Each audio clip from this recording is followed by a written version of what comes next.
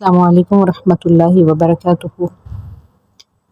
کیا ہم یہ جاننا چاہتے ہیں کہ ہم خود کو گناہ پر شرمندہ کس طرح کر سکتے ہیں؟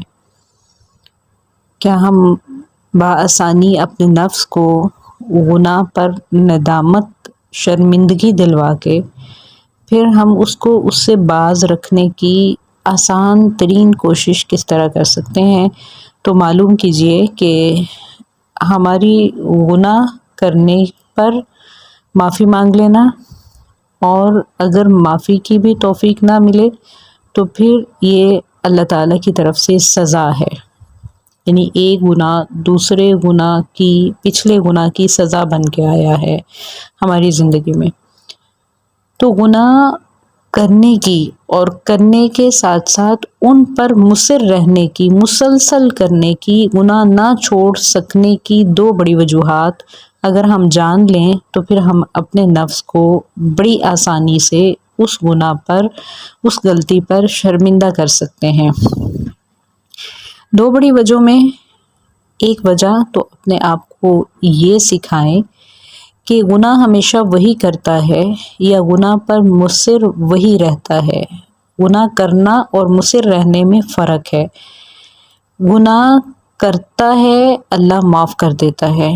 انسان گناہ کرتا ہے، کرتا ہی رہتا ہے۔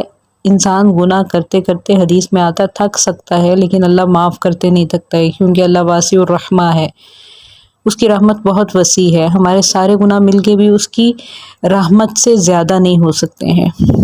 لیکن نہیں، گناہ پر مصر رہنا، یعنی اگر احساس بھی ہو جائے کہ یہ غلط ہے پھر بھی کرتے رہنا، اس کی دو بڑی وجہوں میں ایک وجہ تو یہ ہے کہ اللہ ہمیں نہیں دیکھ رہا۔ نعوذ باللہ، یہ نظریہ رکھنا کفر ہے، کفری عقیدہ ہے کہ اللہ تعالیٰ ہمیں نہیں دیکھ رہا ہے، کیونکہ ہم گناہ کرنے کے لیے تنہائی ڈھونڈتے ہیں نا۔ جو ہم محفل میں نہیں کر سکتے وہ ہم تنہائی میں بڑی آسانی سے کر سکتے ہیں۔ ہم تنہائی ڈھونڈیں گے کہ ہمیں تنہائی میسر آئے تو ہم فٹافٹ یہ گناہ کر لیں، تو پھر ہمیں یہ احساس ہوا نا گناہ کرتے ہوئے کہ اللہ ہمیں نہیں دیکھ رہا۔ تو جب بھی گناہ کا خیال آئے اپنے نفس کو یہ احساس دلائیں کہ میرا رب مجھے دیکھ رہا ہے، تو یقین کیجئے کہ یہ ایسی وجہ ہے کہ ہم اپنی تنہائی پاک کر سکتے ہیں۔ اس کو اپنے نفس کو سمجھانے سے، اس کو اپنے نفس کو یاد دلانے سے، یہ وجہ اپنے نفس کو یاد دلانے سے ہم تنہائی پاک کر سکتے ہیں۔ اور جس کی تنہائی پاک ہو گئی، جس کا اللہ اور بندے کا تعلق پاک ہو گیا، وہ شخص کامیابی سے ایک قدم بھی دور نہیں ہے، وہ جنت سے ایک چند ساتھ بھی دور نہیں ہے سوائے موت کے۔ جی، دوسری بڑی وجہ، اگر ہمارے مائنڈ میں یہ ہے کہ اللہ دیکھ رہا ہے تو نعوذ باللہ دوسری بڑی وجہ اس سے بھی زیادہ انسان کو کفر کی دلدل میں پھنسانے والی ہے، اور وہ یہ ہے کہ اگر اللہ دیکھ رہا ہے تو نعوذ باللہ اللہ ہمارا کیا بگاڑ لے گا، اللہ تعالیٰ ہمیں کیا کہہ لے گا، اللہ دیکھ رہا ہے تو دیکھے، میں تو گناہ کر رہا ہوں۔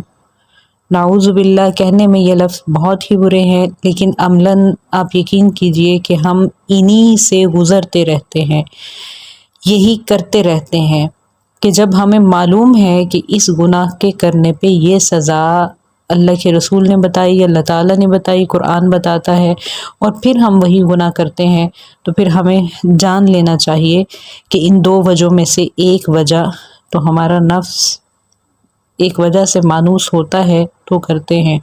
تو نفس کو یاد دلائیے کہ اللہ دیکھ رہا ہے، اور اسی کی قبضہ قدرت میں کائنات کی ہر چیز ہے، وہ جب چاہے جیسے چاہے بگاڑ سکتا ہے، سنوار سکتا ہے، تو پھر ہم بہت آسانی سے گناہ چھوڑ سکتے ہیں۔